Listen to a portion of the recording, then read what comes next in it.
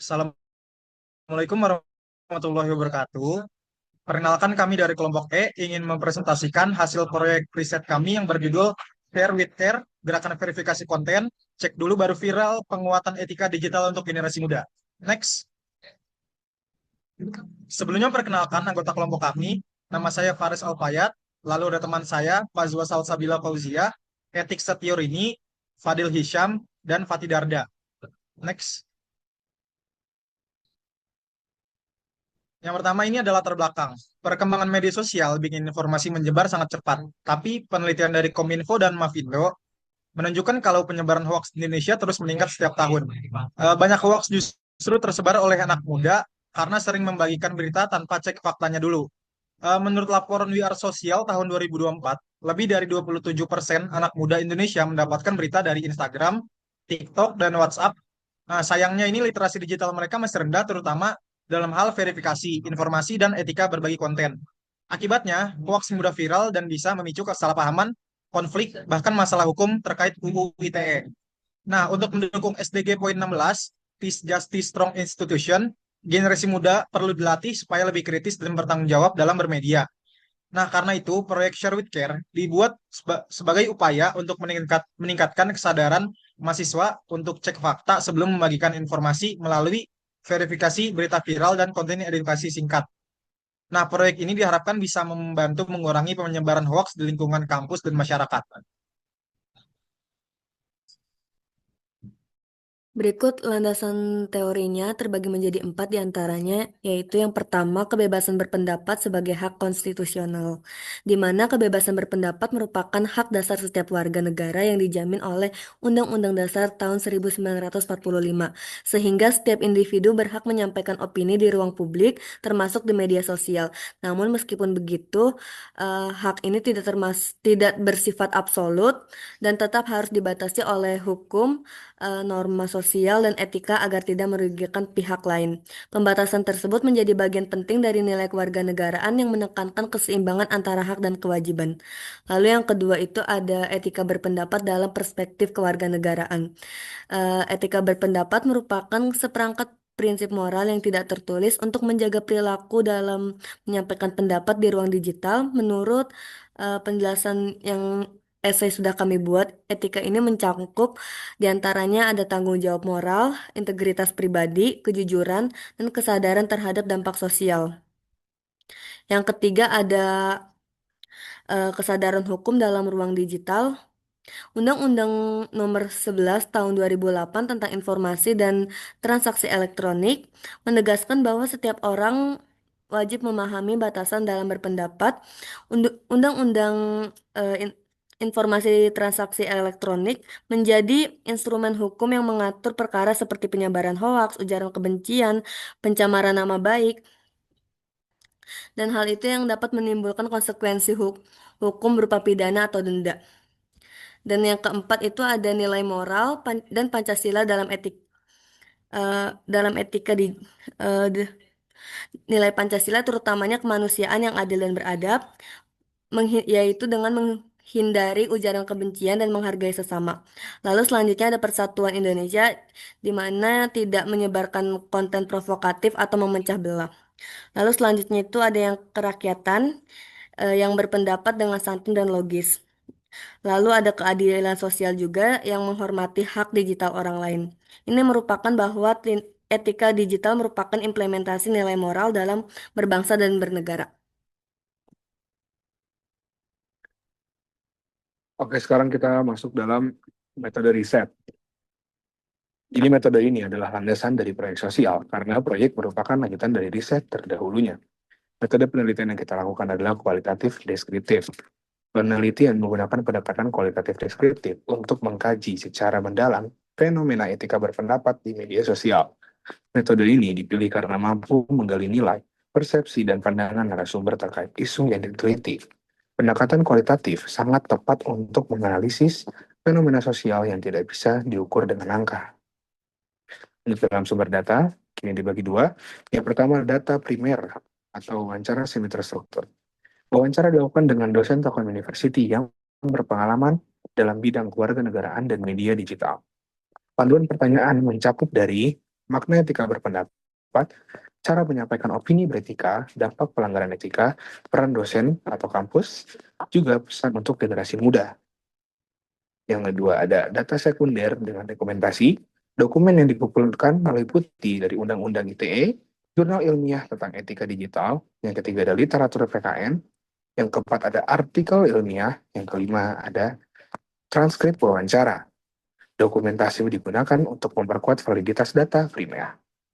Teknik analisis data yang kami lakukan yaitu adalah penelitian menggunakan analisis tematik atau tematik analisis dengan langkah membaca transkrip wawancara secara mendalam, mengidentifikasi tema utama, mengelompokkan kutipan naratif ke kategori relevan, dan menarik kesimpulan berdasarkan hubungan antar tema. Lalu ada 4 tema akhir yang ditemukan, yaitu makna etika berpendapat, transparansi sumber informasi, konsekuensi pelanggaran UU ITE, dan terakhir, nilai kewarganegaraan dalam etika digital. Lalu selanjutnya adalah tujuan dari proyek tersebut atau proyek ini. Yang pertama adalah mengurangi penyebaran hoax melalui edukasi verifikasi informasi. Yang kedua, meningkatkan kesadaran hukum atau UU ITE dalam penggunaan media sosial. Yang ketiga, menanamkan etika digital dan nilai kewarganegaraan pada generasi muda. Yang keempat, mengubah temuan riset sebelumnya menjadi aksi sosial yang nyata. Dan yang terakhir, berkontribusi pada SDG 11, 12, dan 16 sesuai instruksi tugas. Next. Dan untuk sasaran kegiatan ini yaitu untuk mahasiswa Telkom University yang aktif menggunakan media sosial atau seperti UKM kampus, komunitas digital, dan organisasi. Next. Lalu, ini adalah bentuk dan mekanisme dari kegiatan. Yang pertama adalah verifikasi berita viral atau cek fakta. Jadi, setiap orang itu mencari satu berita viral.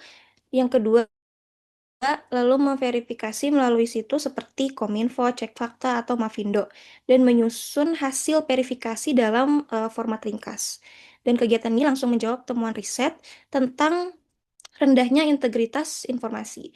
Lalu pembuatan konten edukatif seperti Reels atau TikTok, setiap orang membuat satu video atau infografis berisi penjelasan berita yang dicek. Yang kedua, hasil verifikasi tadi. Yang ketiga, imbauan etika berpendapat atau moral dan hukum.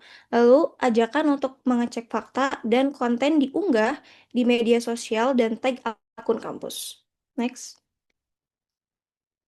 Tahapan pelaksanaan atau timeline-nya sendiri yaitu di minggu pertama, pada minggu persiapan, ada pembahasan dan finalisasi tema, materi, teori, dan UITE. Yang kedua, penyebaran kampanye ke komunitas mahasiswa. Dan di minggu kedua, yaitu mulai produksi konten, hasil dari verifikasi berita tadi, pembuatan video edukatif, dan editing, lalu finalisasi dari konten tersebut. Di minggu ketiga, mulai dalam implementasi sosial, upload seluruh konten, challenge saring sebelum sharing, lalu sosialisasi offline atau mini workshop. Dan minggu keempat atau minggu finalnya, kita rekap partisipasi, maka dapat disimpulkan kalau semakin banyak peserta artinya literasi digital diterapkan dengan sangat baik di kampus. Oke, selanjutnya ada output proyek sosial. Yang pertama ada rancangan konten edukasi anti-hoax, yaitu template video, poster, dan karusel tentang cek fakta dan etika berpendapat.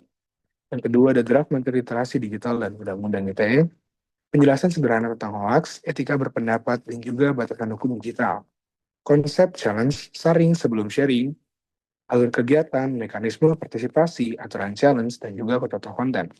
Rencana sosialisasi untuk mahasiswa, outline presentasi, layar digital, dan juga materi edukasi siap pakai. Timeline pelaksanaan, jadwal kegiatan minggu per minggu sebagai panduan implementasi. Dan yang terakhir ada indikator keberhasilan yang direncanakan, yaitu target partisipasi, target engagement, dan capaian edukatif yang diharapkan. Yaitu selanjutnya adalah kesimpulan. Proyek sosial saring sebelum sharing challenge dibuat untuk meningkatkan literasi digital, etika pendapat di kalangan mahasiswa. Melalui kegiatan seperti verifikasi berita dan pembuatan konten edukatif. Proyek ini mengajak mahasiswa untuk lebih berhati-hati sebelum menyebarkan informasi. Dengan demikian, proyek ini membentuk mahasiswa yang lebih bijak, bertanggung jawab, dan sadar hukum dalam menggunakan media sosial. Bisa dicontoh di negara Cina. Negara Cina itu ya ini ketat ya untuk menginformasikan sesuatu. Demikian presentasi dari kelompok kami. Terima kasih atas perhatian dan waktunya. Kami berharap proyek ini dapat memberikan manfaat nyata dan menginspirasi semua untuk lebih bijak dalam bermedia sosial. Terima kasih.